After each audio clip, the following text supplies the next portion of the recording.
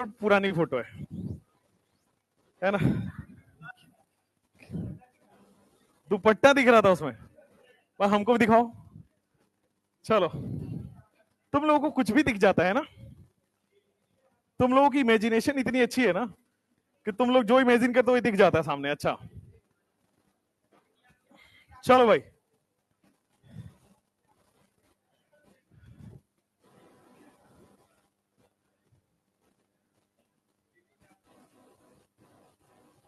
Greeting card सब तुम्हें पता है ना, कॉलेज में क्या क्या करना है। पहले से तुम्हारा मेन्यू तैयार है, प्लान पूरा है? बढ़िया।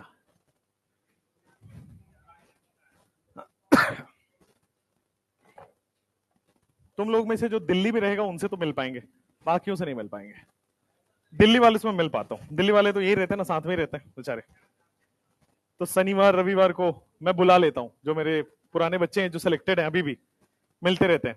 वहां एक जगह है सीपी, अगर आपने नाम सुना हो तो। वहां पे कैफे ही कैफे है, all full of cafe. And इसमें बस दिक्कत यही है कि उसमें only male candidates are allowed, female को अलाउड नहीं होता है उसमें आना।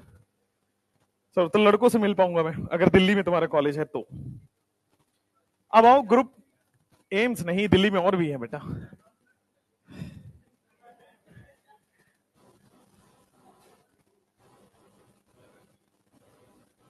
नहीं नहीं, मैं रहता गुड़गांव में हूं। गुड़गांव एक जगह का नाम है, सुने हो तुम? नहीं सुने हो? It is the India's leading tech tech sector है वो, मतलब टेक्नोलॉजी के जितनी भी कंपनीज हैं सब गुड़गांव में है। सबसे बड़ा टेक्नोलॉजी हब है गुड़गांव, सबसे ज्यादा कंपनीज है, गूगल है वहां पे, राइट? तो इससे बड़ा तो क्या ही प्रूफ हो सकता है। खैर, मैं रहता हूं वहां पे, बहुत बढ़िया, गुड। तुमसे मिलना ज्यादा जरूरी, तुम अच्छा मोटिवेट कर देते हो, है ना। चलो, कहां मिलेंगे? कैफे मिलेंगे और कहां मिलेंगे? घर तो नहीं बुलाऊंगा तुमको। चलो, ग्रुप 18 स्टार्ट करते हैं। ग्रुप 18 इनर्ट गैस फैमिली, या फिर इसको हम लोग दूसरे नाम नोबल गैस से भी जानते हैं। इनर्ट गैस या फिर इसका दूसरा नाम नोबल गैस से भी हम इसको जानते हैं। क्या हो गया तुमको? अब देखो, ये जो एलिमेंट्स हैं इनका एटॉमिक नंबर भी आपको, इसका एटॉमिक नंबर है 2, 10, 18, 36, 54, 86, 118। सबसे लास्ट एलिमेंट इसी ग्रुप में आप पाया जाता है। टोटल 118 एलिमेंट ही हैं और सबसे लास्ट एलिमेंट ऑर्गेनिसॉन यहां पे पाया जाता है। दिस इज क्या? This is oganesson. सबसे लास्ट एलिमेंट ये ऑर्गेनिसॉन होता है, ठीक है। हीलियम जो है, आपने नेचुरल गैस का नाम सुना है?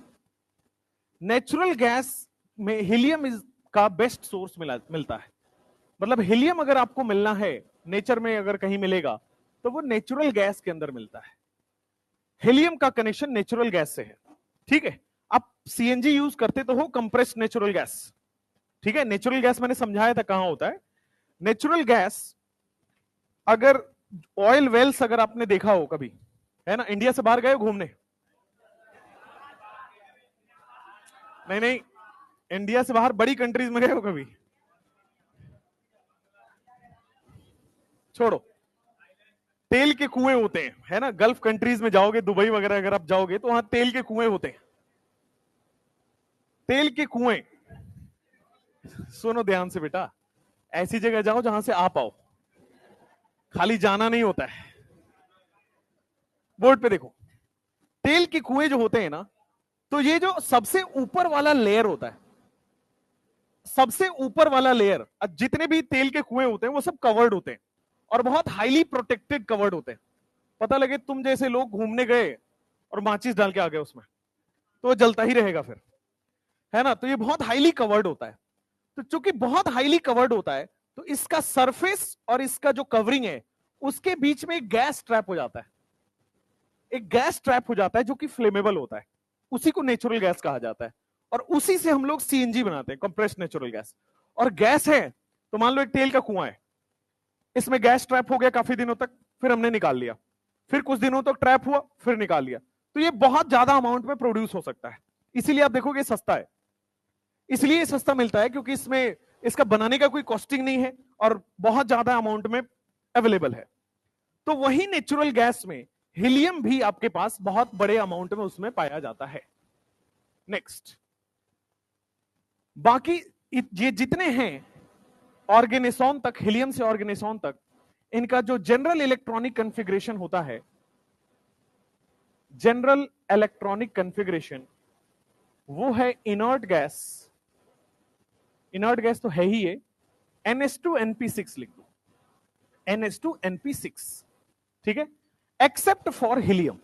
हीलियम में आपका बस अलग है एक, हीलियम इज 1s2। हीलियम का छोड़ के बाकी सब का कॉन्फ़िगरेशन NH2NP6 होता है। अब NH2NP6 है, यानी कि आउटर मोस्ट में टोटल कितने इलेक्ट्रॉन है? 8। तो चूंकि इसके कॉन्फ़िगरेशन में ही दिख रहा है कि आउटर मोस्ट में कितने हैं? 8 इलेक्ट्रॉन है। 8 इलेक्ट्रॉन जब आउटर मोस्ट में होता है, इसी कंडीशन को क्या बोला जाता है? Octet complete. अगर आउटर मोस्ट में 8 इलेक्ट्रॉन है तो क्या हो जाएगा? Octet complete. ऑक्टेट कंप्लीट है तो क्या हो जाएगा? स्टेबल। स्टेबल है तो क्या हो जाएगा? स्टेबल है तो अनरिएक्टिव। जो स्टेबल है वो रिएक्ट क्यों करेगा? ये नहीं करेगा, ठीक है। इसका जो फिजिकल अपीयरेंस होता है, ये सब गैस होते हैं, helium gas, neon gas, argon gas, krypton gas, xenon gas, radon gas and oganesson gas, ये सब के सब गैसियस नेचर में पाए जाते हैं, ठीक है। All are found in gaseous form, helium से लेके ऑर्गेनिसॉन तक। स्टेबल होते हैं, अनरिएक्टिव होते हैं, जल्दी रिएक्ट नहीं करेंगे किसी से। अब एक एक करके इनका मैं कॉन्फ़िगरेशन लिखता हूं। तो इसका कॉन्फ़िगरेशन है आपके सामने, हीलियम का कॉन्फ़िगरेशन होता है 1s2, इसका होता है हीलियम 2s2 2p6, इसका कॉन्फ़िगरेशन होता है neon 3s2 3p6। Fourth period में आपके पास 3d10 आ जाता है क्योंकि इसमें d ब्लॉक एलिमेंट आता है, तो this will B 4s2 4p6। इसमें आ जाएगा आपके पास क्रिप्टन 4d10 5s2 5p6, और ये आ जाएगा जेनॉन 5d10, पहले लिखो 4f14 5d10 6s2 6p6, और इस वाले में आपके पास आ जाएगा radon 5f14 6d10 7s2 7p6। इन सबका कॉन्फ़िगरेशन हो गया, जनरल इलेक्ट्रॉनिक कॉन्फ़िगरेशन भी लिख दिया, फिर सबका कॉन्फ़िगरेशन हो गया। कॉन्फ़िगरेशन के बाद इसमें सबसे पहले आप एटॉमिक रेडियस का क्या होता है, तो एटॉमिक रेडियस में इसके 2 पॉइंट्स हैं। सबसे पहली बात कि वंडरवाल, ये इसमें कौन सा रेडियस लगता है? एक कोवलेंट रेडियस या वंडरवाल रेडियस? Van der Waals radius. तो यहां पे जो एटॉमिक रेडियस है for group 18, van der Waals radius is considered. इसमें कोवलेंट रेडियस नहीं आता है, वंडरवाल रेडियस देखा जाता है।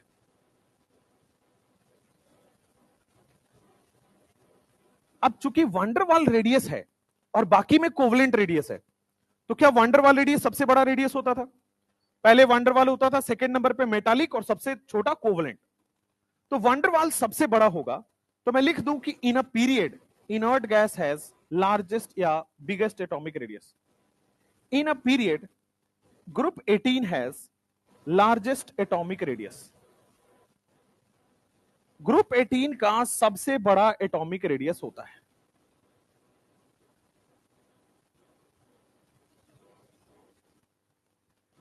एक पीरियड में group 18 has largest atomic radius. Next, एक पीरियड में ग्रुप 18 के पास लार्जेस्ट एटॉमिक रेडियस होता है। फिर अगर आप एटॉमिक रेडियस की पीरियड में हमने बात कर लिया कि ग्रुप 18 के पास लार्जेस्ट एटॉमिक रेडियस होता है, और अगर मैं ग्रुप में ही डिस्कशन कर लूं, क्या टॉप से बॉटम जाने पे बढ़ेगा?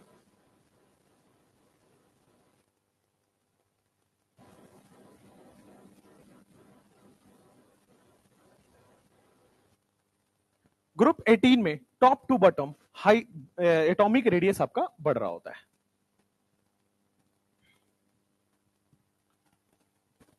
अगर मैं इसकी आयोनाइजेशन एनर्जी की बात करूं,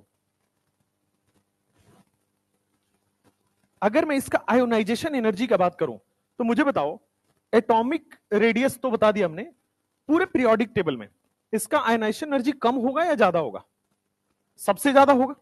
रीजन हाईली स्टेबल है, हाईली स्टेबल है तो इलेक्ट्रॉन नहीं देगा, इलेक्ट्रॉन नहीं देगा तो सबसे ज्यादा है, जल्दी से लिखो, आयोनाइजेशन एनर्जी।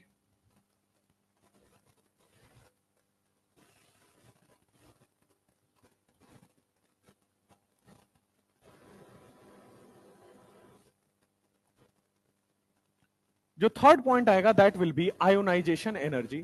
तो इन पीरियोडिक टेबल, या लिखो इन अ पीरियड, ग्रुप 18 वालों का मैक्सिमम आयोनाइजेशन एनर्जी होता है, साइज भी मैक्सिमम एंड ये भी आयोनाइजेशन एनर्जी भी maximum, due to fully filled configuration. Fully filled configuration बोले या स्टेबल कॉन्फ़िगरेशन बोले, एक ही बात है। चूंकि ये हाईली स्टेबल है, फुल्ली फिल्ड है, तो आसानी से इलेक्ट्रॉन नहीं देगा, हाई आयोनाइजेशन एनर्जी हो गया एक पीरियड में। Group 18 has maximum ionisation energy. Next, लेकिन अगर ग्रुप में आयोनाइजेशन एनर्जी कंपेयर करना है तो टॉप से बॉटम क्या डिक्रीज होता है? टॉप से बॉटम डिक्रीज होगा।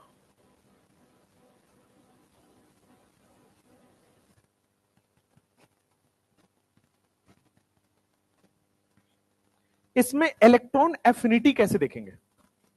क्या एफिनिटी लो होगा या हाई होगा? एफिनिटी सबसे लो होता है, क्योंकि हाईली स्टेबल है, ये इलेक्ट्रॉन क्यों लेना चाहेगा? तो एफिनिटी इज 0 लिखेंगे यहां पे। इलेक्ट्रॉन एफिनिटी लेना ही नहीं चाहेगा, electron affinity for group 18 is 0। Electron affinity for group 18 क्या होता है आपके पास? 0 हो जाता है।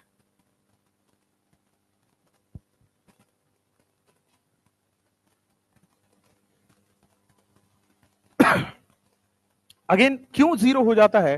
Due to fully filled configuration.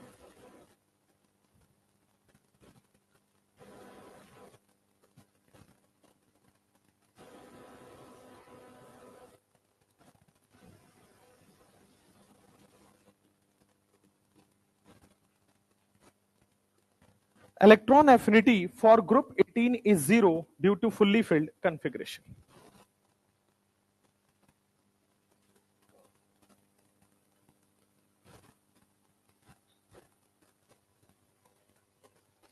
अगर आपसे बॉइलिंग पॉइंट की बात करें, अगर आपसे इन एलिमेंट्स में बॉइलिंग पॉइंट अगर देख लिया जाए, कंपेयर करना है पूरे ऊपर से नीचे में बॉइलिंग पॉइंट, तो हमने पढ़ा हुआ है मोलिक्यूलर वेट के directly proportional. Boiling point is directly proportional to molecular weight, directly proportional to van der वाल।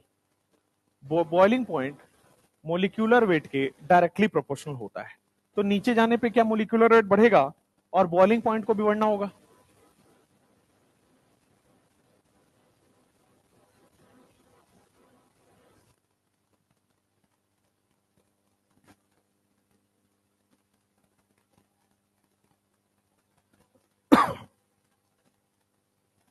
अब अभी तक तो ये देखो सब कुछ दिख रहा है कि ये बहुत स्टेबल है, रिएक्ट नहीं करना चाहिए, बट ये रिएक्ट करता है।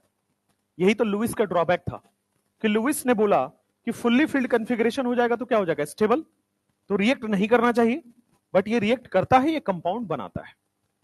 इसमें से कुछ एलिमेंट हैं जो रिएक्ट करते हैं, जैसे कि हीलियम कभी भी रिएक्ट नहीं करेगा। कुछ लिख देता हूं यहां पे, हीलियम, नियॉन, आर्गन, इसके एक भी कंपाउंड आपको देखने को नहीं मिलेंगे।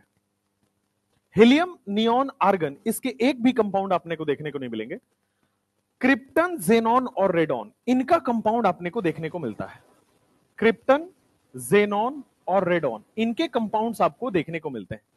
तो डू नॉट रिएक्ट, ये कभी भी रिएक्ट नहीं करेगा। और ये रेडॉन जो है वो रिएक्ट करता है, it reacts and form compound. ये रिएक्ट करता है और कंपाउंड बनाता है। ऑर्गेनेसॉन अभी नया नया डिस्कवर्ड एलिमेंट है, कुछ साल पहले ही डिस्कवर हुआ है, तो अभी इसके कंपाउंड भी देखने को नहीं मिले हैं। तो क्रिप्टन की खास बात है कि दुनिया में केवल एक ही कंपाउंड बनाता है KrF2। क्रिप्टन केवल और केवल एक कंपाउंड बनाता है KrF2, और रेडॉन भी आपके पास केवल और केवल एक कंपाउंड बनाता है RnF2। क्रिप्टन और रेडॉन इसमें केवल और केवल एक ही कंपाउंड बनाएगा, रिएक्ट करेगा बट केवल एक compound, KrF2 RnF2, that's it. लेकिन जेनॉन जो है वो मल्टीपल कंपाउंड बनाएगा। जेनॉन फ्लोरीन के साथ भी मैक्सिमम कंपाउंड बनाता है, ऑक्सीजन के साथ भी मैक्सिमम बनाएगा, ऑक्सीजन फ्लोरीन दोनों के साथ मिलकर मैक्सिमम बनाएगा। तो अभी हमें जेनॉन की फ्लोरीन से रिएक्शन पढ़ना है, फिर जेनॉन की हाइड्रोलिसिस पढ़ेंगे।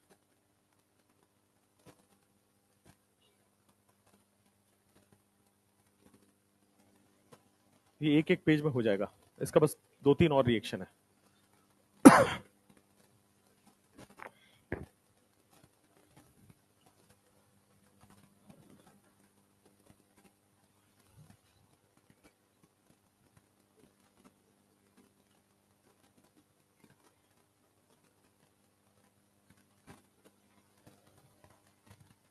जल्दी लिखो।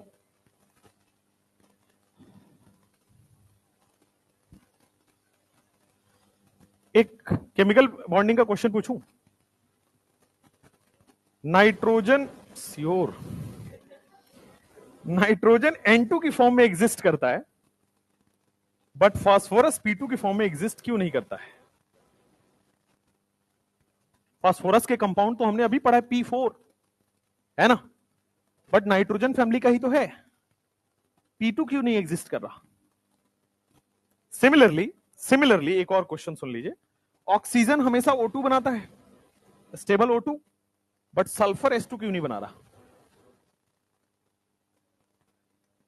सल्फर तो S8 बनाता है, स्टेबल नहीं है। हाँ, ये बात तो ठीक है भाई, अगर नहीं बन रहा है तो स्टेबल नहीं है, लेकिन क्यों?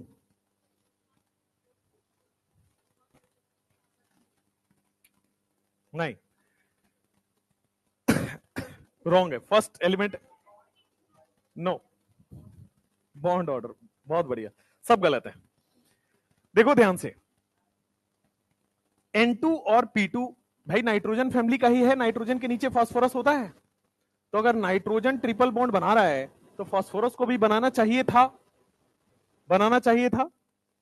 बट एक्चुअली होता क्या है, पाई बॉन्ड का स्ट्रेंथ आपके कॉपी में लिखा है, जब हम स्ट्रेंथ पढ़ रहे थे ना, वहां पे पाई बॉन्ड का स्ट्रेंथ आप पढ़ते हैं, तो पाई बॉन्ड का स्ट्रेंथ सबसे स्ट्रांग होता है 2p पाई सबसे स्ट्रांग होता है, ठीक है। इसके बाद 2p पाई 3d पाई, और फिर आता है 2p पाई 3p पाई, ये आपके ऑर्डर है 2p पाई 3p पाई, और सबसे वीक हो जाता है 3p पाई।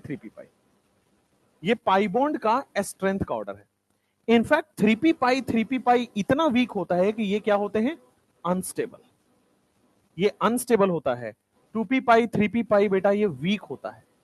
पाई बॉन्ड जो बनता है ना जनरली, वो यहां से और यहां से बनता है, कभी कभी आपको इसके भी देखने को मिलेंगे, बट ये वाला पाई बॉन्ड क्या होता है, अनस्टेबल। अब फास्फोरस में जो पाई बॉन्ड बन रहा है, क्या वो थर्ड पीरियड से बन रहा है? तो क्या ये 3p पाई से बनेगा? तो 3p पाई वाले अनस्टेबल होते हैं, इसलिए वो नहीं बनेगा।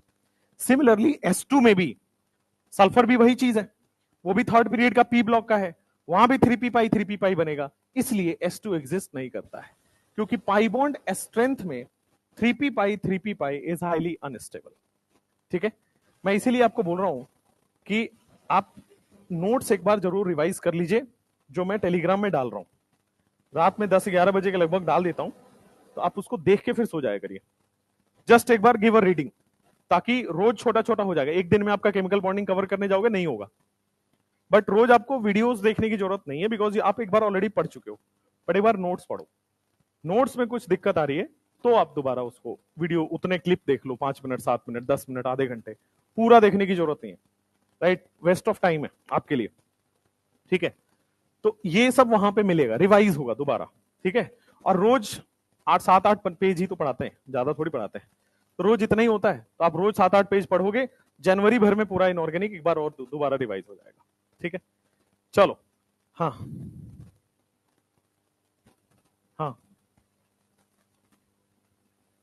हाँ, क्यों? क्यों बता रहे, अभी उसी के बारे में बता रहे कि भाई हीलियम, नियोन, आर्गन ये रिएक्ट नहीं किया, बट क्रिप्टन, जेनॉन और रेडॉन इसने रिएक्शन कर लिया। ये नेवर रिएक्ट, कभी भी रिएक्ट नहीं करेगा, बट ये कभी कभी रिएक्ट करके कंपाउंड बना रहा है। अभी उसी की कहानी हमें पढ़नी है, ठीक है? यहां तक हो गया सबका? चलो कहानी सुनते हैं। एक साइंटिस्ट हुआ करते थे पुराने जमाने में, उनका नाम है नील बार्लेट। टी साइलेंट है इनका। नील बार्लेट साइंटिस्ट का नाम है। अब साइंटिस्ट का काम क्या है? बहुत सारे कंपाउंड को आपस में मिलाना और कुछ नया कंपाउंड बनाना। ये भी बहुत सारे कंपाउंड को मिला रहे थे और एक नया कंपाउंड जनरेट कर रहे थे। तो बेसिकली नील बार्लेट जब रिएक्शन कर रहे थे तो ये बना रहे थे O2 PtCl6 या O2 PtF6, O2 PtF6, ठीक है? इस टाइप के वो कंपाउंड बना रहे थे। नील बार्लेट कोऑर्डिनेशन कंपाउंड की रिसर्च कर रहे थे, ठीक है? और कोऑर्डिनेशन कंपाउंड के रिसर्च कर रहे थे जिसमें इस टाइप का कंपाउंड, फ्लोरीन और क्लोरीन वाले कंपाउंड बना रहे थे। यानी कि वो यहां माइनस और यहां प्लस वाले कंपाउंड, इस टाइप के कंपाउंड बना रहे थे, ठीक है? अब जब ये कंपाउंड बन गया, ये कंपाउंड सक्सेसफुली बन गया नील बार्लेट का, लेकिन साइंटिस्ट, मैंने बोला ना कि एक साथ एक रिएक्शन नहीं करते, कई सारे रिएक्शन करते हैं। उन्होंने देखा कि ये जो O2 से O2 प्लस बनाने की जो एनर्जी है, यहां पे क्या है? O2 प्लस है। O2 से O2 प्लस बनाने में क्या आयोनाइजेशन एनर्जी लगा होगा? तो O2 से O2 प्लस बनाने में जो आयोनाइजेशन एनर्जी लगा होगा, उतना ही आयोनाइजेशन एनर्जी जेनॉन से जेनॉन प्लस बनाने में लग रहा था। ध्यान से देखिए, O2 से O2 प्लस बनाने में जो एनर्जी लग रहा था, जेनॉन से जेनॉन प्लस बनाने में सेम अमाउंट ऑफ एनर्जी लग रहा था। यहां आयोनाइजेशन एनर्जी अगर X है तो यहां भी X है। तो इन्होंने सोचा कि अगर O2 प्लस बन सकता है तो जेनॉन प्लस भी बन सकता है। भाई जब सेम एनर्जी से बन रहा है तो जब O2 बना सकता है तो जेनॉन भी बना सकता है। तब इन्होंने जेनॉन से रिएक्शन करा के देखा, और जेनॉन से रिएक्शन करा के देखा तो जेनॉन के भी कंपाउंड बन रहे थे। जेनॉन PtCl6, जेनॉन PtF6 ये बन रहा था। यहां से इनको पता लग गया कि भाई जेनॉन तो कंपाउंड बना रहा है। तो ये रही हिस्ट्री, कैसे पता चला और क्यों रिएक्ट कर रहा है। क्यों रिएक्ट कर रहा है इसका एक लॉजिक है कि टॉप में क्या छोटा साइज है, छोटा साइज है तो जल्दी इलेक्ट्रॉन नहीं देगा। तो हीलियम अपना इलेक्ट्रॉन नहीं दे रहा है, नियोन अपना इलेक्ट्रॉन नहीं दे रहा है, आर्गन अपना इलेक्ट्रॉन नहीं दे रहा है। बट जैसे ही आप नीचे आए, जैसे ही आप इस पे आए हैं क्रिप्टन पे, ये इलेक्ट्रॉन देना, ये दे सकता है आसानी से। जेनॉन का साइज बड़ा हो गया, इलेक्ट्रॉन आसानी से दे रहा है, ये भी इलेक्ट्रॉन आसानी से दे रहा है। लेकिन ये केवल और केवल फ्लोरीन के साथ इलेक्ट्रॉन देगा, KrF2। ये केवल और केवल फ्लोरीन के साथ देगा, RnF2। बट जेनॉन के साथ देखा गया ये बहुत सारे कंपाउंड्स के साथ प्रोडक्ट बना रहा है, ठीक है? ये सब एक्सपेरिमेंटल है, एक्सपेरिमेंट में रिएक्शन होता गया और प्रोडक्ट आता गया। तो सबसे पहले नील बार्लेट ये बनाने जा रहे थे, चूंकि आयोनाइजेशन एनर्जी सेम था, ये भी बन गया। और जब ये बना तो इसकी रिएक्शन फिर फ्लोरीन से भी कराई, ऑक्सीजन से भी कराई, और कंपाउंड बनते गए, ठीक है? तो नील बार्लेट की स्टडी कहता है कि xenon also can make compound. लिखो यहां पे, पहले ये बना लो फिर लिखो। Neil Bartlett saw same ionisation energy for O2 and Xe। O2 के लिए और जेनॉन के लिए सेम आयोनाइजेशन एनर्जी था, so further he made compound of xenon. उन्होंने जेनॉन का कंपाउंड बना दिया, further he made compound of xenon. O2 and xenon का सेम आयोनाइजेशन एनर्जी है और उन्होंने जेनॉन का फर्दर कंपाउंड बना दिया, ठीक है? नेक्स्ट,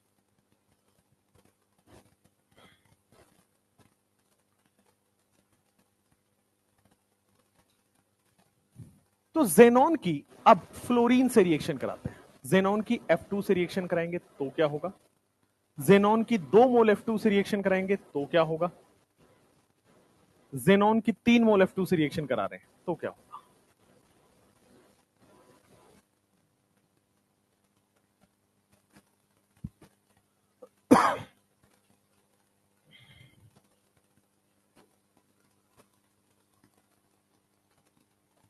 जल्दी लिख लीजिए ये दोनों।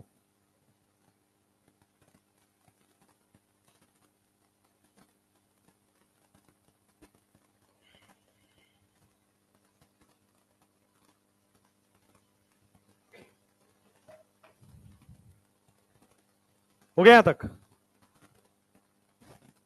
जेनॉन अगर एक मोल से रिएक्शन कर रहा है यहां पे, तो जितना फ्लोरीन है उतना ही ऐड कर दो, XCF2। यहां पे टोटल 4 फ्लोरीन हो जाएगा, XCF4। यहां पे टोटल 6 फ्लोरीन हो जाएगा, XCF6। सिंपल है। तो जेनॉन प्लस फ्लोरीन के 3 ही रिएक्शन है, तो जेनॉन फ्लोरीन रिएक्शन।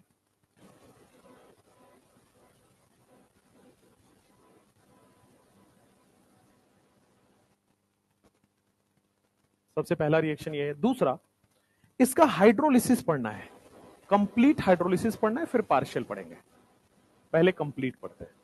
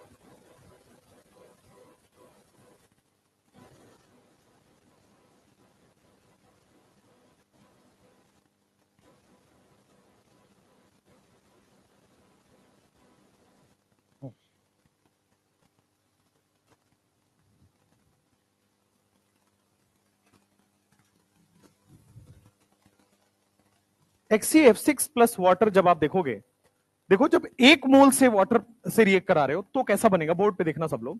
जितने हाइड्रोजन है ना उतने ही फ्लोरीन यहां से निकाल लो। कितने हाइड्रोजन है? 2। तो 2 फ्लोरीन यहां से निकाल लोगे, कितना क्या बन जाएगा? 2HF बन जाएगा। टोटल 2HF बन गया। अब बचा क्या? XeO F4। XeO और F4। तो this will be the product. यहां पे आओ, टोटल कितने हैं? 4। तो यहां से 4 फ्लोरीन ले जाओ, क्या बन जाएगा? 4 मोल HF। बचेगा क्या? XeO2F2। जो रिलीज हो गया उसको हटा दो, जो बचा है एज इट इज लिख दो, XeO2F2। यहां पे 6 के 6 मोल रिलीज हो जाएंगे। तो बनेगा क्या? XeO3। बस, फ्लोरीन तो सारा रिलीज हो गया, तो क्या बन गया? XeO3। ये हो गया कंप्लीट हाइड्रोलिसिस। अब लिखेंगे पार्शियल हाइड्रोलिसिस।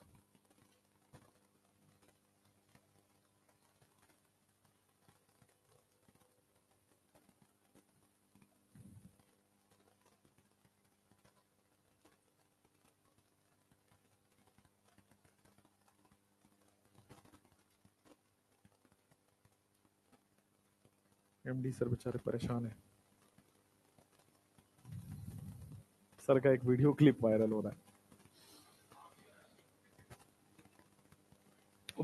किसी बच्चे ने बेचारे ने काट के डाल दिया, अब क्या करें यार। ऑनलाइन पढ़ाना अपने आप में डिफिकल्ट काम है।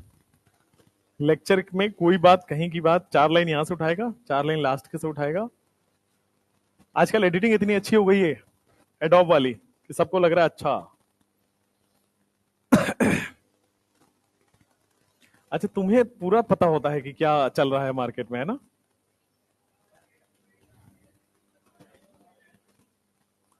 अब उसको YouTube से हटाना है तो जुगाड़ लगाया है मैंने।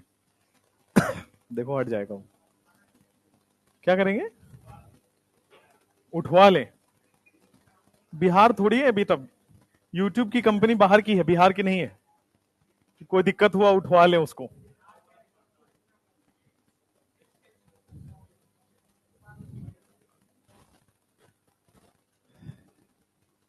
लिखो नेक्स्ट, पार्शियल हाइड्रोलिसिस।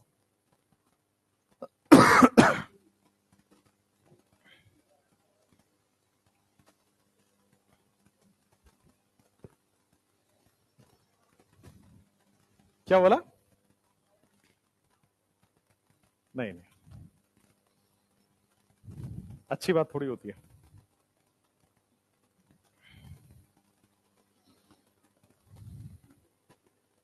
मैं अब खोलूंगा तो कुछ इंडियाज गॉट लेटेंट टाइप करें यार। देख रहे हो क्या छा रहा है बोले यार लड़का, वो समय रहना भाई, ही इज गजब, he is at the top. अभी आप देखोगे तो ट्रेंडिंग में चल रहा है वो, है ना? इतना बड़ा हो गया है कि एजुकेशन प्लेटफॉर्म पे भी आ रहा है, सोचो। He is a roster. वेदांत तुम बुलाएं? नहीं भाई, लाइफ में वैसे ही बड़ी प्रॉब्लम चल रहा है, एक दो और नहीं लेना है। पटना आ रहे? अच्छा अच्छा अच्छा। तुम सारे यही सब देखा करो दिन भर, है ना, कि कौन कहां आ रहा है, किसने किसको इंटरव्यू दिया, यही सब देखा करो तुम। देखो, XeF6 प्लस वाटर की रिएक्शन तो आपने ऑलरेडी कर रखा है। XeF6 प्लस वाटर की रिएक्शन आपने ऑलरेडी कर रखा है, उसको एज इट इज चिपका दो। जो XeF2 की रिएक्शन होता है, इसमें सब अलग अलग हो जाते हैं, जेनॉन अलग, O2 अलग, HF अलग।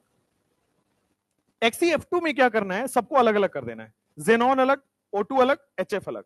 और XeF4 में इन दोनों का मिला के प्रोडक्ट लिखोगे, यानी कि जेनॉन ऊपर बचा है, जेनॉन भी लिखोगे, O2 बना है, O2 भी लिखोगे, HF बना है, HF भी लिखोगे। नीचे में देखो क्या बना है, XeO3, XeO3 भी लिखोगे, HF ऑलरेडी आ चुका है। तो ध्यान से देखो, XeF2 में क्या किया मैंने, जेनॉन अलग, O2 अलग और HF। XeF6 का ऑलरेडी आपके पास था, इन दोनों का मिक्स कर दो और प्रोडक्ट आ जाएगा XeF4 का। XeF4 में दोनों बनता है, जो XeF2 में बनता है वो तो बनेगा ही, XeF6 में बनेगा वो भी बनेगा। तो जो बीच वाला XeF4 है, इसमें दोनों के प्रोडक्ट लिखने हैं, ये वाला भी ये वाला भी, दोनों को कंबाइन करो यही आएगा। XeF2 क्या किया आपने, जेनॉन अलग, O2 अलग और HF, ठीक है। XeF6 वाला ऊपर से लिख दिया आपने, XeF6 वाला ऊपर से प्रोडक्ट लिख दिया। अब इन दोनों को मिलाओ, क्या यहां जेनॉन बना है, यहां भी बनेगा, O2 बना है, यहां भी बनेगा, HF बनेगा, यहां भी बनेगा, XeO3 बना है, यहां भी बनेगा। तो दोनों में जो बना है वो सब बनेगा। आप कहोगे HF बनेगा, वो ऑलरेडी आप लिख चुके हो। तो XeF4 में दोनों का, XeF2 और XeF6 का मिला के लिखा जाता है। That's it. इनर्ट गैस में इतना ही है, दोनों।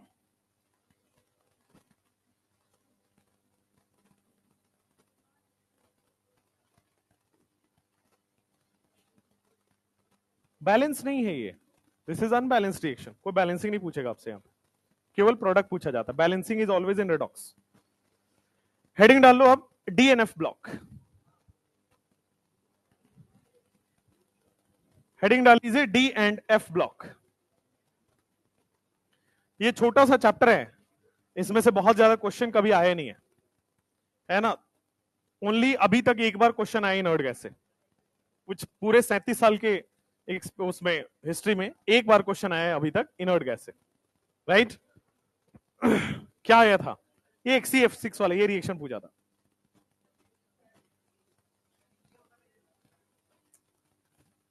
हीलियम के यूजेस आपको लग रहा है इस चैप्टर से आ रहे हैं, यहां से नहीं आ रहे वो, ठीक है?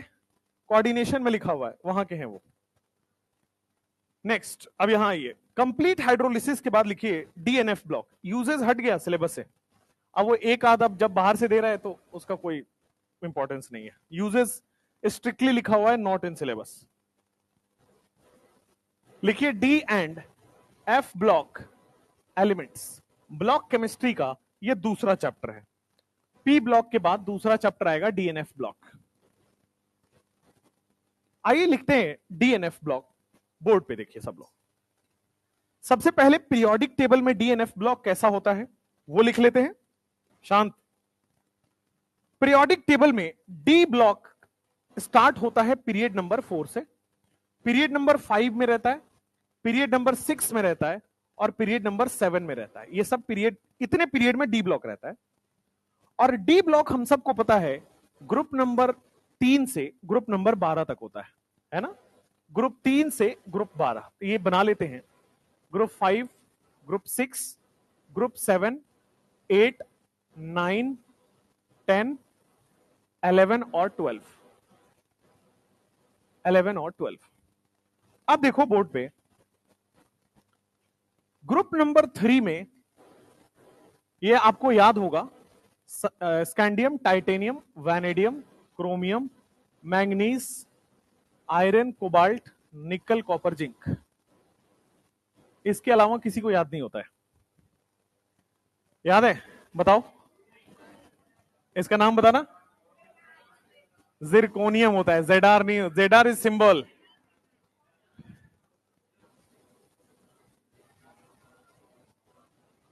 याद वैसे बिना याद किए भी काम हो जाएगा।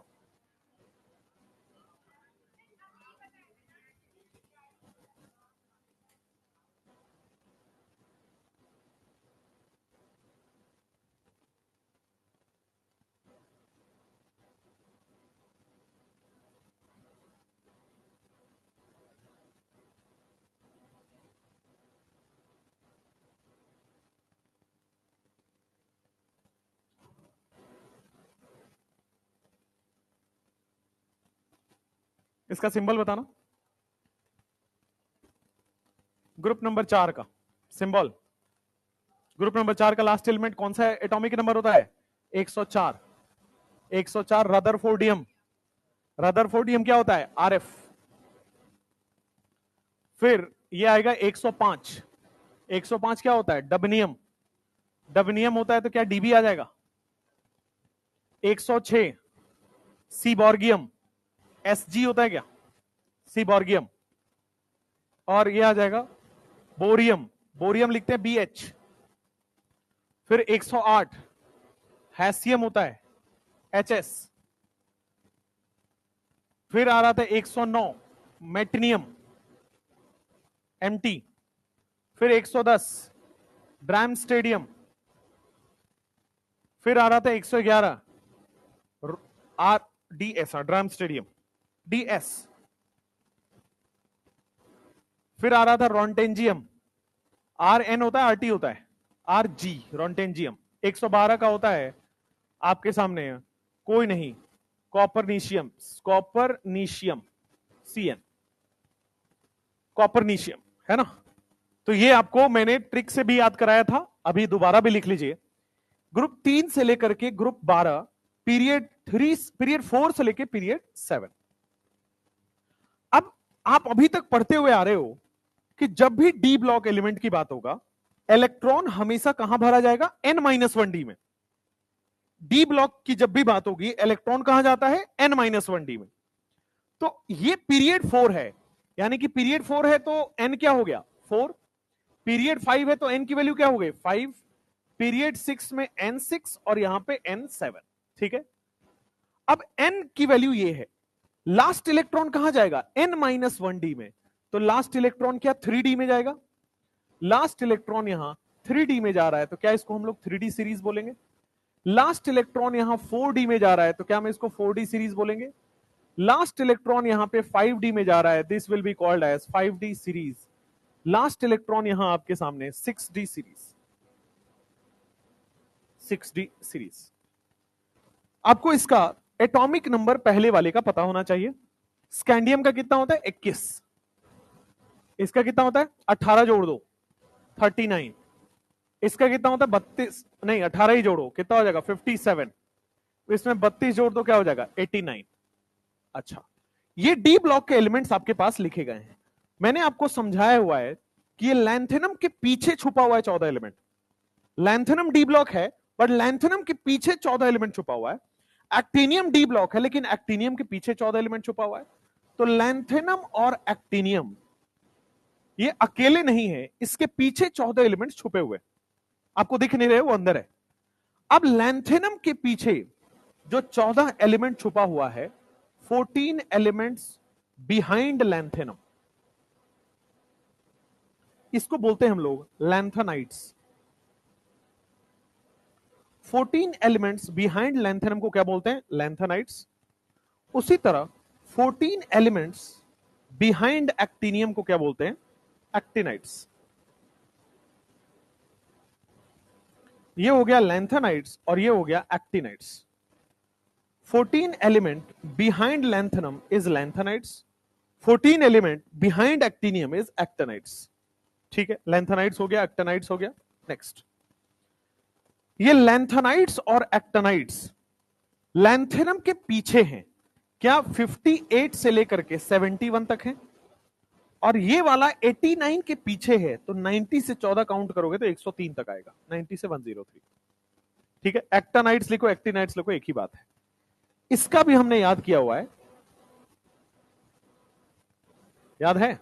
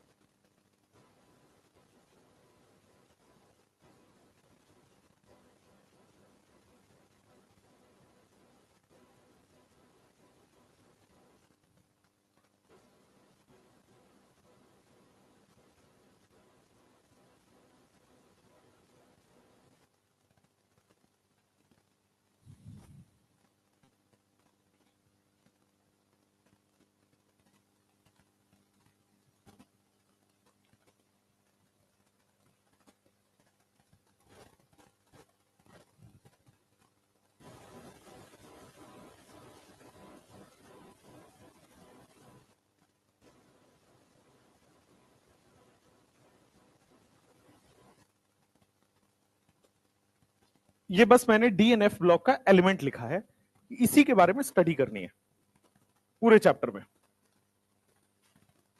पहले डी की होगी, फिर एफ की अलग से होगी.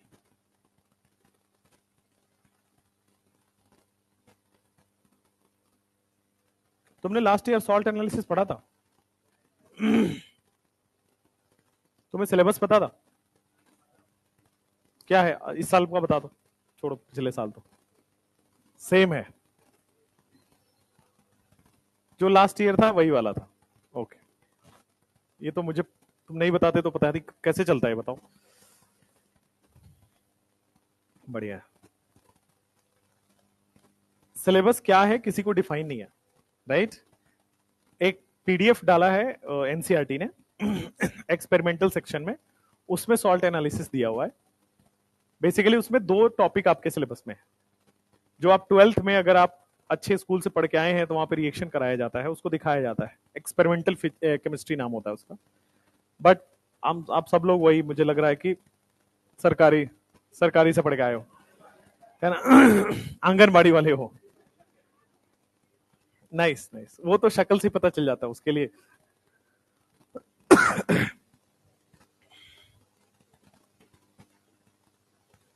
मैं जब 3rd क्लास में था तब हमारे, मतलब उस समय मैं गांव में रहता था, मतलब प्रॉपर जो गांव होता है मोतिहारी से भी आगे मेरा एक गांव है, तो वहां पे हम लोग वो लेके जाया करते थे, सीमेंट वाला बोरा होता है, दो तीन सिल देती थी वो घर पे दादी हमारी, ठीक है। फिर वो लेके और पूरा ऐसे उसको गोला कर लिए, जैसे आजकल योगा मैट चल गया ना, मस्त गोला कर लिए और उसको यहां रख लिए मस्त, है ना, हाथों में दबा लिया ऐसे, ठीक है, ताकि गिरे नहीं, क्योंकि गिर गया तो फिर आप उस पर बैठोगे तो फिर दिक्कत हो जाएगा।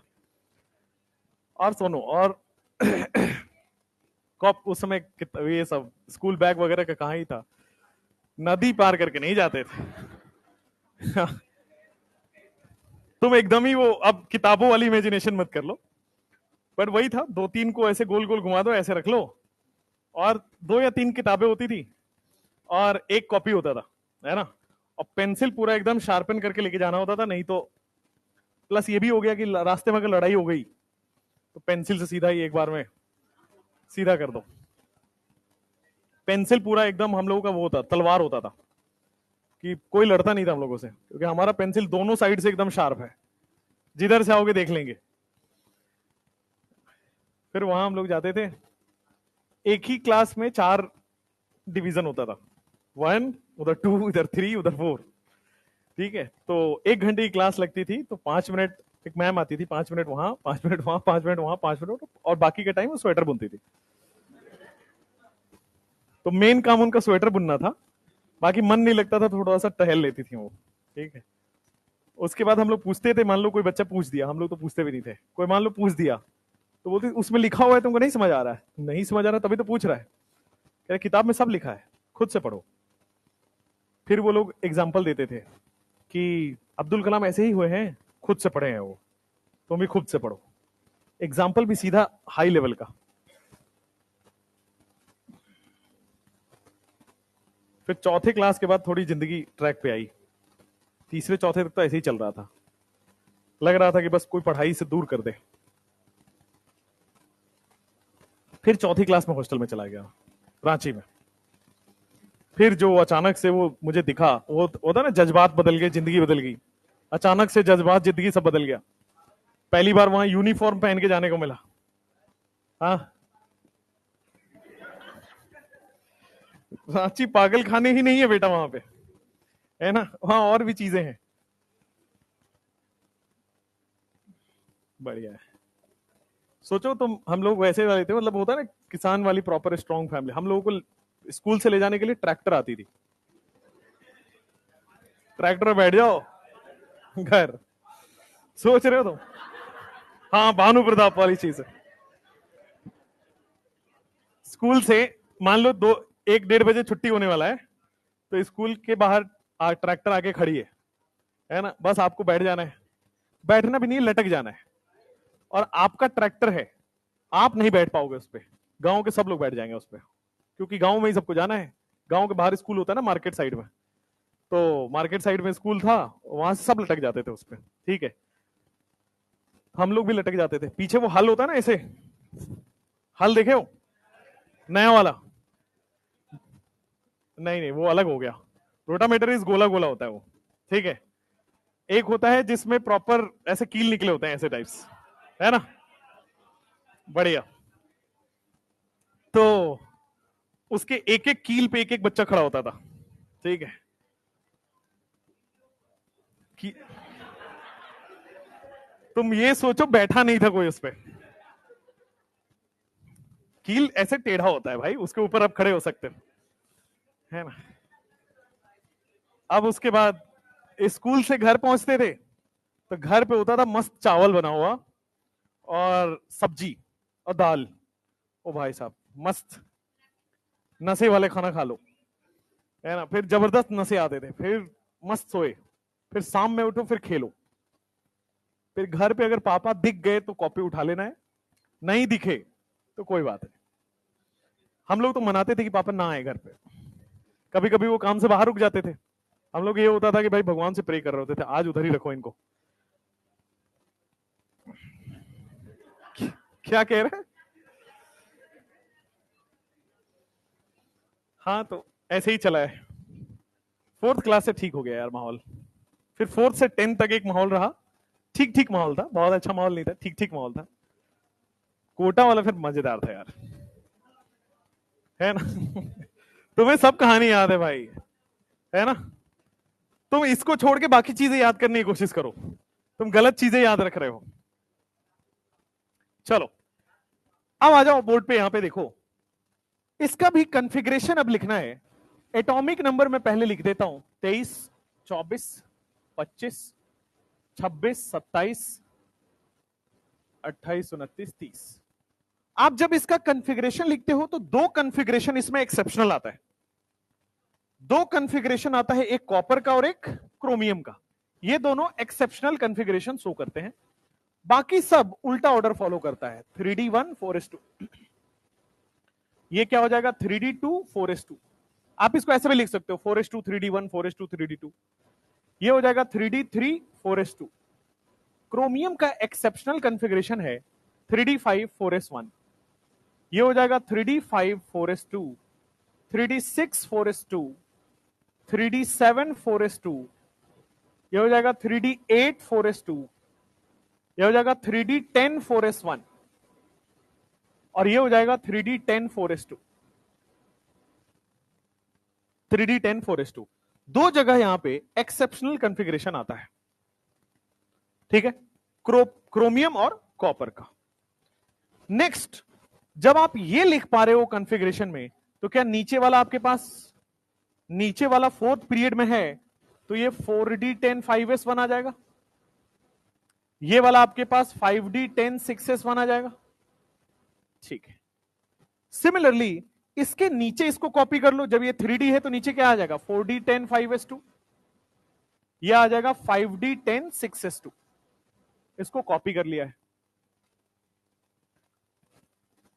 प्लैटिनम में क्या एक इलेक्ट्रॉन कम है गोल्ड से, तो यहां पे एक इलेक्ट्रॉन कम है, तो वो इलेक्ट्रॉन D9 होता है, 5D9 6s1। ये भी एक्सेप्शनल कॉन्फ़िगरेशन है, याद रखेंगे आप। सिमिलरली पैलेडियम का बहुत भारी एक्सेप्शन होता है, ये होता है 4D10 और 5s में कुछ होता ही नहीं, 5s 0 बस। प्लैटिनम और पैलेडियम एक्सेप्शनल बिहेवियर शो करेंगे, इसलिए इसको अलग से ध्यान रखना है। कॉपर क्रोमियम तो इतनी बार आप कर चुके हो तो याद हो जाता है, प्लैटिनम और पैलेडियम को अलग से याद रखेंगे, ठीक है। जैसा जैसा आपके पास लॉजिक यहां पे लगा है ना कि हाफ फिल्ड होकर स्टेबल हो जाता है, इसलिए कॉन्फ़िगरेशन बदल गया। सिमिलरली ये फुलफिल्ड होकर स्टेबल हो जा रहा है, इसलिए कॉन्फ़िगरेशन बदल गया। सेम लॉजिक पैलेडियम में भी है, ये फुलफिल्ड होकर स्टेबल हो जा रहा है, इसलिए यहां पे कॉन्फ़िगरेशन बदल गया। अब what will be the general electronic configuration? General electronic configuration क्या होगा? लिखो, यहीं पे छोटा स्पेस है, यहीं पे लिख देता हूं, जनरल इलेक्ट्रॉनिक कॉन्फ़िगरेशन। तो किसी का भी जनरल इलेक्ट्रॉनिक कॉन्फ़िगरेशन कैसे स्टार्ट होता है? सबसे पहले क्या आता है? Inert gas.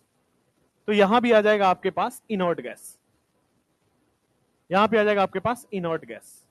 और मैंने आपको बोला हुआ है जब भी डी ब्लॉक आए तो क्या इलेक्ट्रॉन n-1d में जाएगा, तो इलेक्ट्रॉन पहले कहां जाएगा n-1d में। क्या n-1d में 1 से लेकर के 10 इलेक्ट्रॉन तक भरे जा रहे हैं? 1 से 10 इलेक्ट्रॉन भरे जा रहे हैं। फिर देखोगे n-1d के अलावा ns भी तो है, ns में 1 और 2 इलेक्ट्रॉन है, ns में या तो 1 है या तो 2 है, बस एक जगह 0 है, कौन सा है? पैलेडियम। यहां पे लिख देंगे जनरल इलेक्ट्रॉनिक कॉन्फ़िगरेशन का एक एक्सेप्शन है, एक्सेप्शन इज पैलेडियम। पैलेडियम के केस में आपके पास 4D10 5s 0 हो जाता है, ठीक है। कई बार किताबों में बेटा इसको 0 से 2 लिखा होता है, वो भी सही है क्योंकि वो पैलेडियम को इंक्लूड करके बोल रहा है। अगर आप 0 से 2 लिख दो तो क्या सारे केस कवर हो जाएंगे? पैलेडियम कवर हो जाएंगे।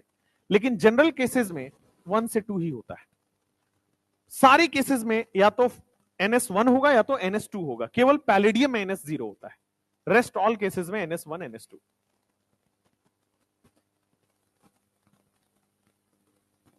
अब लिखो transition elements. D block elements को ट्रांजिशन एलिमेंट्स भी कहते हैं।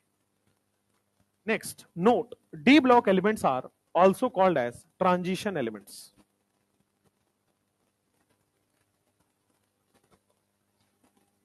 Note, D block elements are also called as transition elements.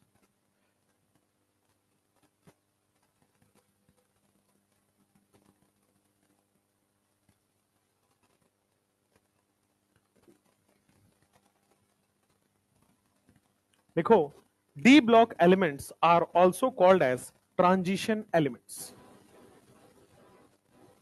क्यों डी ब्लॉक एलिमेंट्स को ट्रांजिशन एलिमेंट्स कहा गया, पहले इसको समझो।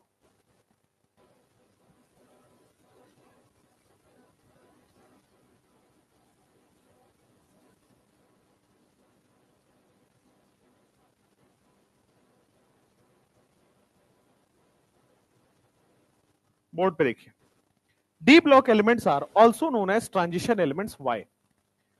तो देखो, पीरियोडिक टेबल में डी ब्लॉक एलिमेंट्स की पोजीशन याद करो। तो डी ब्लॉक एलिमेंट क्या एस और पी के बीच में लाई करता है? लेफ्ट साइड में एस, बीच में डी, राइट साइड में पी। तो पीरियोडिक टेबल में जो डी ब्लॉक एलिमेंट है, एस में क्या हाईली मेटालिक प्रॉपर्टी होती है और पी में हाईली नॉन मेटल होता है। लेफ्ट साइड में मेटल, राइट साइड में नॉन मेटल। जो डी की प्रॉपर्टी होती है वो मेटल और नॉन मेटल दोनों कंबाइंड होती है। बोलने के लिए हम इसको ट्रांजिशन मेटल बोलते हैं, बट इसमें कुछ एलिमेंट्स मेटल की प्रॉपर्टी दिखाएंगे, कुछ हाईली नॉन मेटल की तरह प्रॉपर्टी दिखाएंगे। ठीक है? तो एस ब्लॉक है मेटल, पी ब्लॉक है नॉन मेटल। ये इंटरमीडिएट है, यानी कि ना तो प्योर मेटल ना तो प्योर नॉन मेटल, ये बीच का प्रॉपर्टी शो करता है। तो इंटरमीडिएट प्रॉपर्टी शो करता है। तो डी ब्लॉक ना तो पूरा एस ब्लॉक की तरह है, ना तो पूरा पी ब्लॉक की तरह है, ना तो पूरा मेटल है ना तो पूरा नॉन मेटल है। It shows intermediate property and therefore it is known as transition. Intermediate का मतलब क्या होता है? ट्रांजिशन, बीच मतलब। तो लिखो, D block elements are known as transition elements because, इसके रीजन है because it shows transitional property, it shows transitional property between S and P block। S और P ब्लॉक के बीच में है और ये ट्रांजिशनल प्रॉपर्टी शो करता है। It shows transitional property between S and P block, इसलिए इसका नाम है ट्रांजिशन एलिमेंट्स। ये हो गया आपका ओल्ड डेफिनेशन। पुराने जमाने में ये डेफिनेशन इस्तेमाल होता था।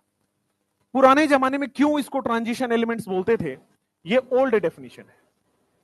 ठीक है? एनसीईआरटी में ये मेंशन्ड है, इसलिए पढ़ा। अब मॉडर्न आजकल के जमाने में इसको ट्रांजिशन को क्या बोलते हैं, ध्यान से सुनो। वैसे डी ब्लॉक एलिमेंट जिसके पास कम से कम एक अनपेयर्ड डी इलेक्ट्रॉन हो, वैसे डी ब्लॉक एलिमेंट जिसके पास कम से कम एक अनपेयर्ड डी इलेक्ट्रॉन हो। अब वो unpaired D electron ground state में भी हो सकता है, एक्साइटेड स्टेट में भी हो सकता है। ठीक है? तो what is transition elements? D block element, transition elements का मॉडर्न डेफिनेशन क्या है कि D block elements which has at least one unpaired electron। D block element जिसके पास एटलीस्ट एक अनपेयर्ड डी इलेक्ट्रॉन हो, D electron in outer most, D block element which has at least one unpaired d electron in outermost cell। तो d block elements जिसमें which has at least one unpaired d electron in outermost cell। outermost cell भी लिखने की जरूरत नहीं है, आएगा तो outermost में ही आएगा। unpaired d electron in, यहां पे लिख लो ग्राउंड स्टेट या कॉमन ऑक्सीडेशन स्टेट।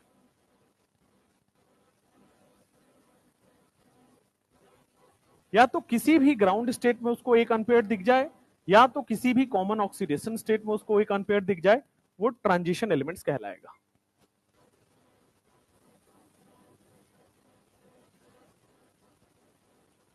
एग्जाम्पल के तौर पे आप एस्कैंडियम को देखो। एस्कैंडियम क्या होता है? Inert gas, 3d1 4s2, 4s2 3d1, क्या अनपेयर्ड इलेक्ट्रॉन दिख रहा है? तो आराम से ये वो क्या हो गया?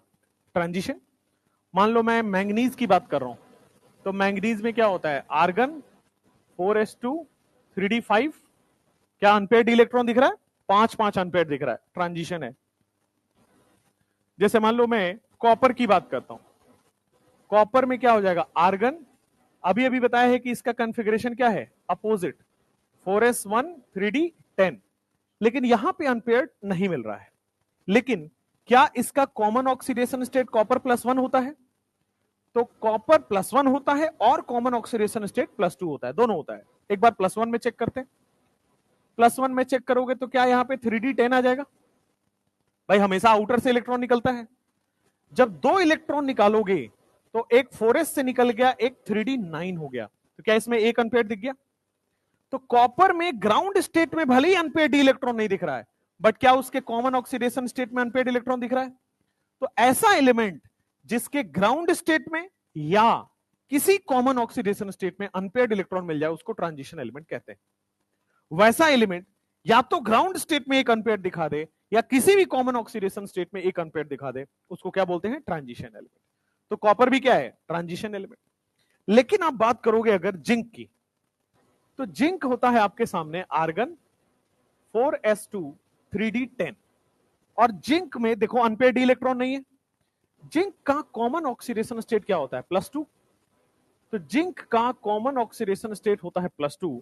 जब 2 इलेक्ट्रॉन निकालोगे तो क्या हो जाएगा? 3d10। क्या इसमें किसी भी केस में अनपेयर्ड इलेक्ट्रॉन नहीं है? ना तो ग्राउंड स्टेट में अनपेयर्ड डी है, ना तो एक्साइटेड स्टेट में अनपेयर्ड डी है।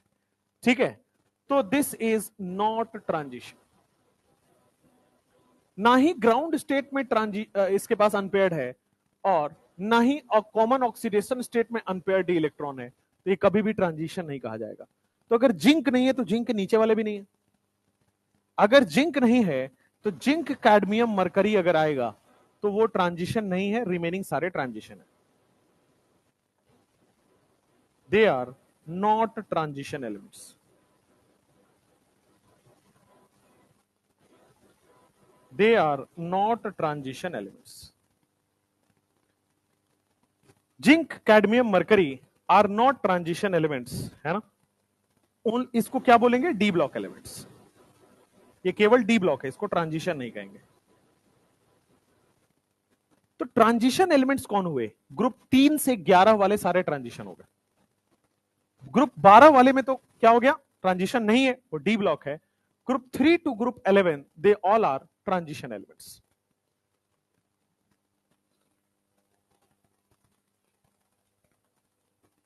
हम्म हम्म ये अभी ऑक्सीडेशन स्टेट के टॉपिक में पढ़ाऊंगा, वेरिएबल ऑक्सीडेशन स्टेट के टॉपिक में पढ़ाऊंगा। Cu+2 बनाता है, क्यों हाइड्रेशन एनर्जी ज्यादा हो जाता है, बताऊंगा आगे। क्वेश्चन पूछा हुआ है Cu+1 Cu+2 में Cu+2 ज्यादा स्टेबल है। क्वेश्चन पूछा हुआ है Cu+1 और +2 में स्टेबल कौन दिख रहा है? +1, बट स्टेबल +2 होता है, हाइड्रेशन एनर्जी ज्यादा होता है। पढ़ाएंगे अभी, ठीक है। आगे आएगा क्वेश्चन वेरिएबल ऑक्सीडेशन स्टेट। इसमें खूब एक्सेप्शन है भर के,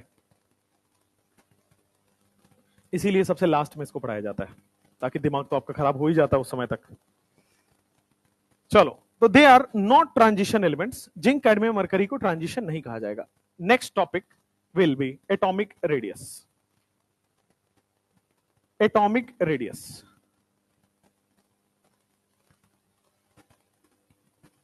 देखो एटॉमिक रेडियस में एनसीईआरटी में कुछ वैल्यूज दी गई हैं, उस वैल्यूज को आपको इग्नोर करना है। उस वैल्यू को देखोगे तो आंसर गलत आएगा हमेशा।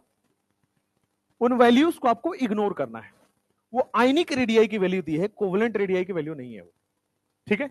तो एनसीईआरटी का जो डेटा है रेडियस में नहीं लगाना है, जो मैं बता रहा हूं वो लगाइएगा। हर जगह यही बताया जाता है और यही सही है। लिखो atomic radius. Next topic is atomic radius.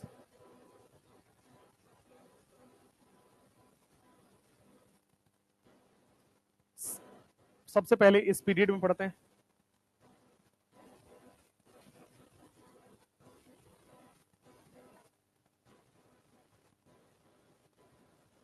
हाँ, बोर्ड पे देखो, ये इसका कॉन्फ़िगरेशन जब हम लिखते हैं तो क्या 3d1 4s2 लिखते हैं? इसका कॉन्फ़िगरेशन 3d2 4s2 लिखते हैं? इसका कॉन्फ़िगरेशन 3d3 4s2 लिखेंगे? इसका कॉन्फ़िगरेशन 3d5 4s1 लिखेंगे? इसका कॉन्फ़िगरेशन 3d5 4s2 लिखेंगे? इसका कॉन्फ़िगरेशन यहां पे 3d6 4s2 होगा, 3d7 4s2 होगा, this will B 3D8 4s2 होगा, and this will B 3D10 4s1, और यहां पे 3D10 4s2। बोर्ड पे देखिए सब लोग, एटॉमिक रेडियस, हालांकि आप पीरियोडिक टेबल में पढ़े हैं, दोबारा देखिए। देखो पीरियोडिक टेबल में मैंने एक जेड इफेक्टिव नाम का कॉन्सेप्ट बताया था।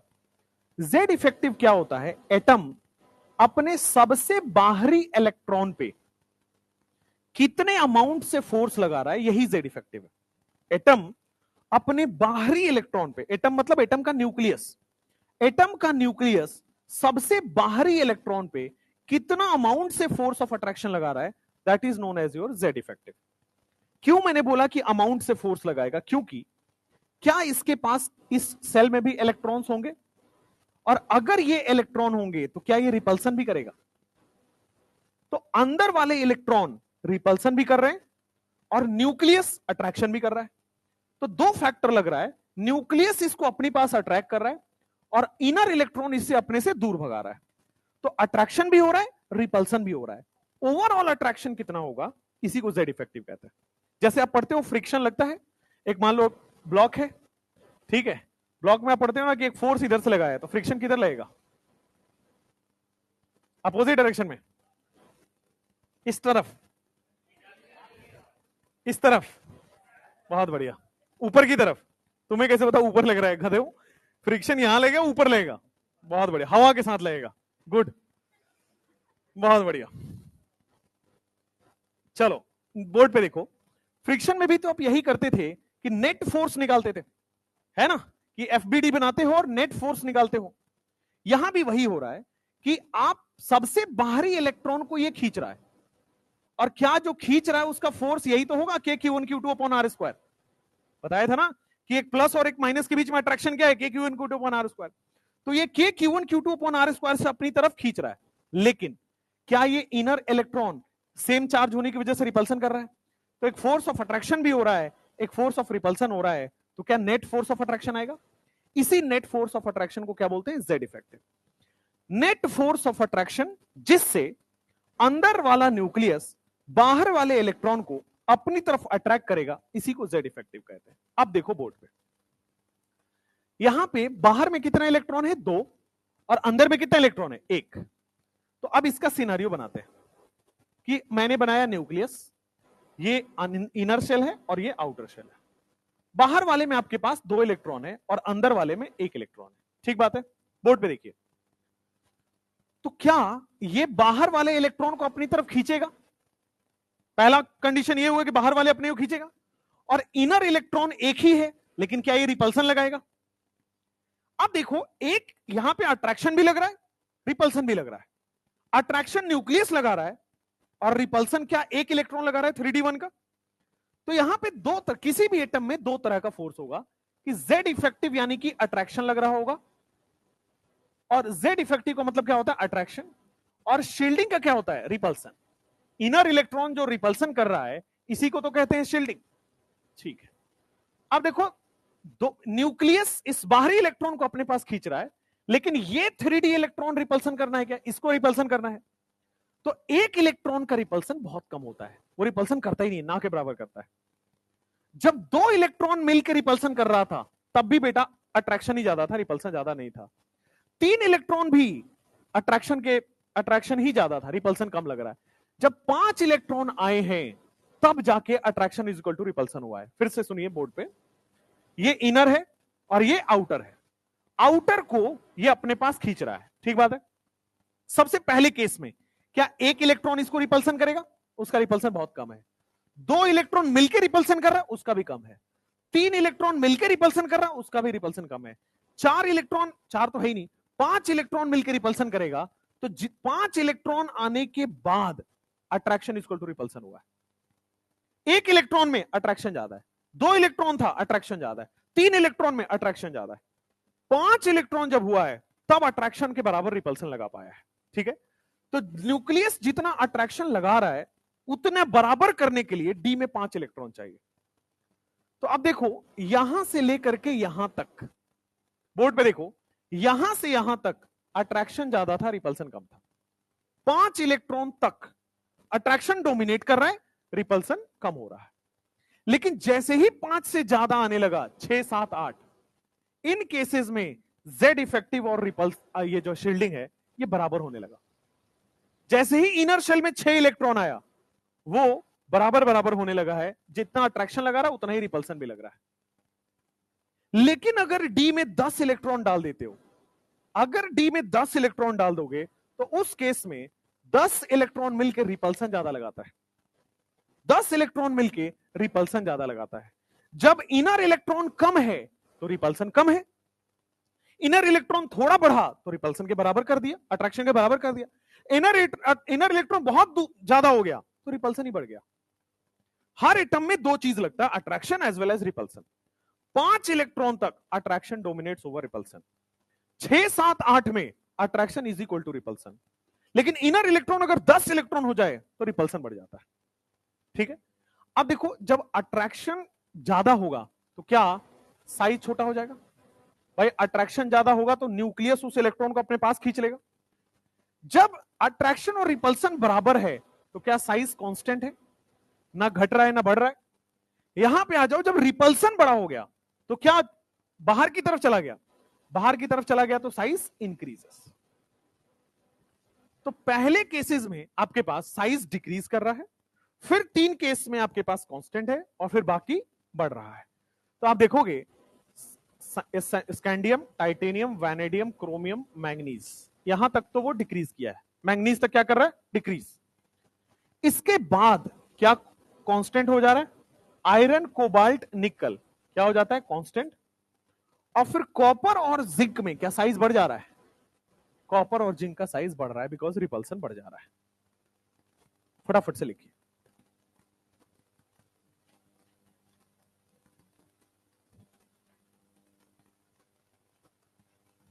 ये आपके पास 4th पीरियड का है, पीरियड 4 का है। अगर मैं पीरियड 5 लिखने जाऊं तो सेम ऑर्डर।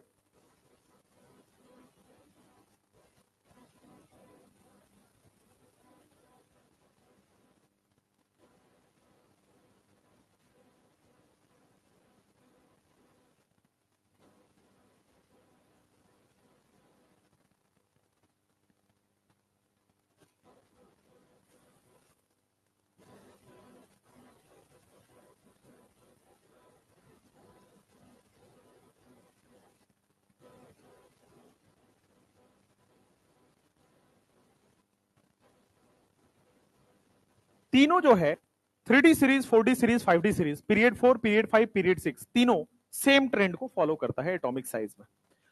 हाँ, अब रेडियस खोलोगे तो वहां पे टाइटेनियम का थोड़ा आगे दिया हुआ है, सब भूल जाइए, कोई काम नहीं आएगा।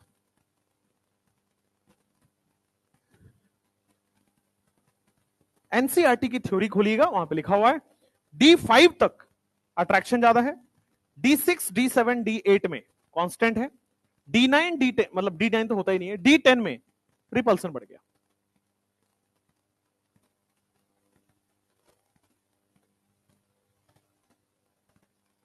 अब यहीं पे इसका आयोनाइजेशन एनर्जी समझना है। ये एटॉमिक रेडियस है और यहीं पे इसका आयोनाइजेशन एनर्जी समझना है, और वो भी बड़ा सिंपल है। आयोनाइजेशन एनर्जी क्या होता है? साइज का इनवर्सली प्रोपोर्शनल। तो अगर देखो यहां पे साइज कम हो रहा है तो मैं बोल सकता हूं आयोनाइजेशन एनर्जी बढ़ रहा होगा। साइज कम हो रहा है तो आयोनाइजेशन एनर्जी बढ़ रहा है। साइज कांस्टेंट है तो आयोनाइजेशन एनर्जी कांस्टेंट है। अब वहां पे क्या होगा? साइज इंक्रीज हुआ तो आयोनाइजेशन एनर्जी डिक्रीज होना चाहिए, और होता नहीं। देखो क्यों। यहां तक तो ठीक है कि साइज का इनवर्स रिलेशन, यहां भी ठीक है कि साइज ही नहीं बढ़ा तो आयोनाइजेशन एनर्जी क्यों बढ़ेगा। यहां पे देखो साइज इंक्रीज हो गया, लेकिन क्या बेटा दिख रहा है कि 3D10 आ गया है। 3D10 क्या होता है? फुल्ली फिल्ड, और fully filled highly stable. Highly stable हो गया तो इलेक्ट्रॉन निकालना मुश्किल हो गया। तो क्या यहां पे आयोनाइजेशन एनर्जी उल्टा बढ़ गया? क्योंकि 3D10 हो गया, फुल्ली फिल्ड हो गया, वहां से इलेक्ट्रॉन निकालना अब मुश्किल हो रहा है, देयरफॉर आयोनाइजेशन एनर्जी बढ़ गया। तो साइज कम हो रहा है, कांस्टेंट हो रहा है, इंक्रीज हो रहा है, आयोनाइजेशन एनर्जी दोनों तरफ बढ़ रहा है। आयोनाइजेशन एनर्जी बढ़ रहा है, कांस्टेंट हो रहा है, फिर बढ़ रहा है। तो मैं अगर आईई का ऑर्डर लिखूं, नीचे लिख देता हूं आईई का ऑर्डर।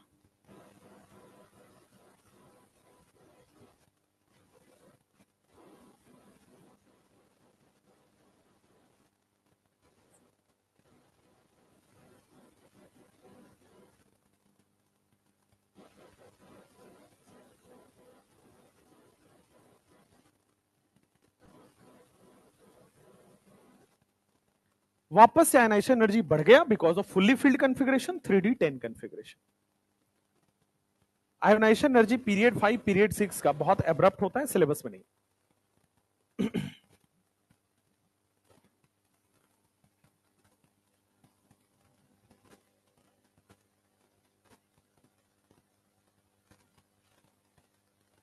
अब आपके पास आएगा ग्रुप वाइज आयनाइजेशन एनर्जी।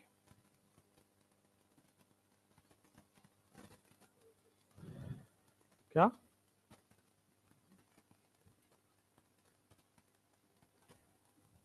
क्या बोले थे? खत्म होने वाला था, नहीं हुआ नहीं हुआ। लोड क्या ले रहे हो इसमें? निपटाने से बढ़िया आराम से पढ़ो।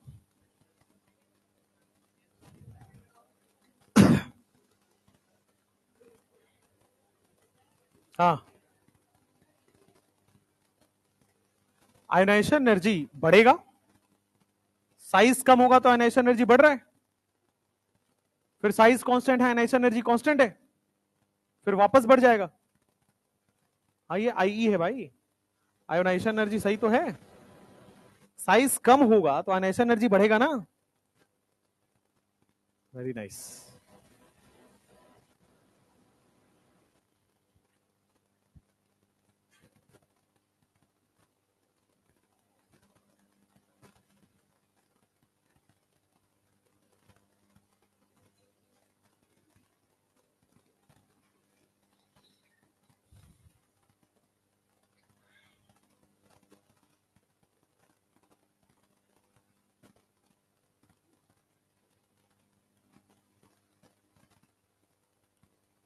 अगले वीक में आपका एनी हाउ फिनिश हो ही जाएगा वैसे।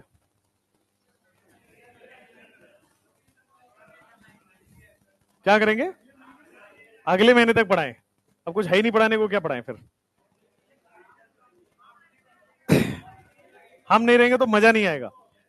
तो एक काम करते हैं ना, क्लास हटा के मुजरा लगा देते हैं यहाँ पे, रोज आके 15 मिनट मुजरा कर दिया करेंगे, मजा आ जाएगा तुमको।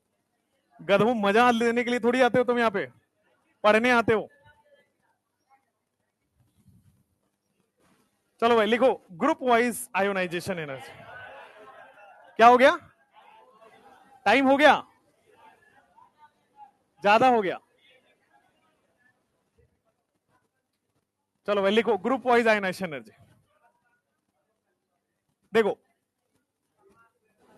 ग्रुप नंबर 3 का जब आप आयोनाइजेशन एनर्जी देखोगे, ग्रुप नंबर 3 में आयोनाइजेशन एनर्जी देखोगे, सॉरी पहले ग्रुप वाइज साइज लिखो फिर ionization energy. Group wise size लिखो फिर ionization energy. Group wise size देखो,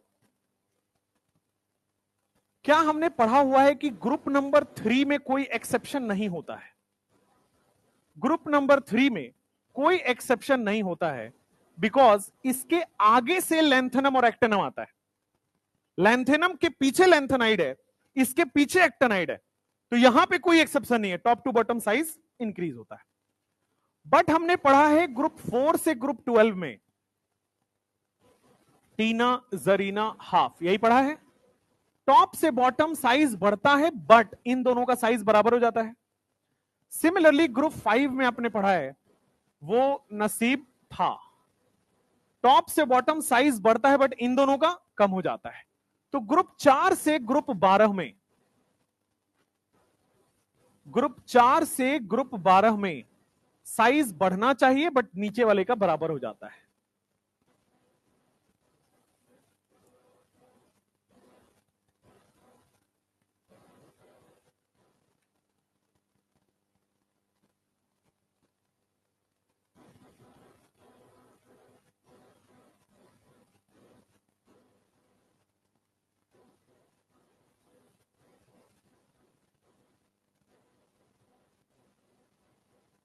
क्या लेफ्ट राइट?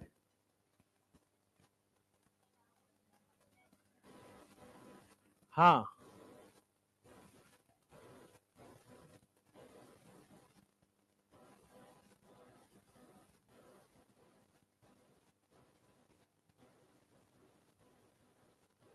तो यार पता नहीं कैसे कैसे डाउट पूछते हो तुम लोग। हाँ भाई, देख लो यार, साइज का ऑर्डर ये हो गया कि टॉप से बॉटम साइज बढ़ना चाहिए, बट ग्रुप 4 से ग्रुप 12 में लेंथेनाइड कॉन्ट्रैक्शन होता है, और लेंथेनाइड कॉन्ट्रैक्शन की वजह से दिस इज लेंथेनाइड कॉन्ट्रैक्शन की वजह से फिफ्थ पीरियड और सिक्स्थ पीरियड का साइज बराबर हो जाता है, ट्रांजिशन नहीं होता, लेंथेनाइड कॉन्ट्रैक्शन है ना, इसकी वजह से fifth period and sixth period size equal हो जाता है।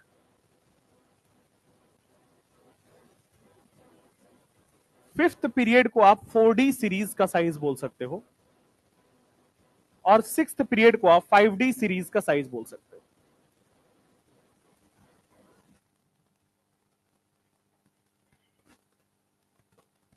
ग्रुप वाइज आपके पास साइज हो गया। Group wise ionization energy,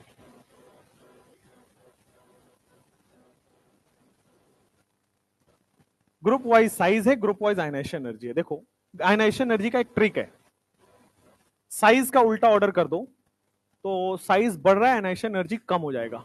3D का सबसे ज्यादा होगा, 4D का और कम होगा, 5D का और कम होगा। बोर्ड पे देखना सब लोग, क्या ग्रुप 3 में साइज बढ़ रहा है, तो साइज बढ़ा है तो आयनाइजेशन एनर्जी कम होगा, तो ionization energy 3D series, 4D series, 5D series लिख दिया, कम हो रहा है आयनाइजेशन एनर्जी।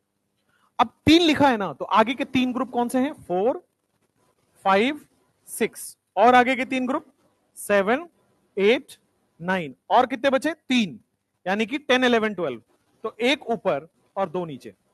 फिर से बोर्ड पे ध्यान दीजिए, ग्रुप 3 का पहले साइज का इनवर्स रिलेशन कर दो, 3 लिखे हो तो आगे के 3 ग्रुप लिख दो, फिर और अगले 3 ग्रुप लिख दो, बचे 3 में से एक ऊपर और 2 नीचे। अब देखो इस वाले में इसका एकदम रिवर्स कर दो तो आंसर आ जाएगा, इसका एकदम रिवर्स कर दोगे तो 5D, 4D, 3D, ठीक है। इसके बाद इसमें क्या होता है, 5D बाकी के दोनों को रिवर्स कर दो, 3D ग्रेटर देन 4D।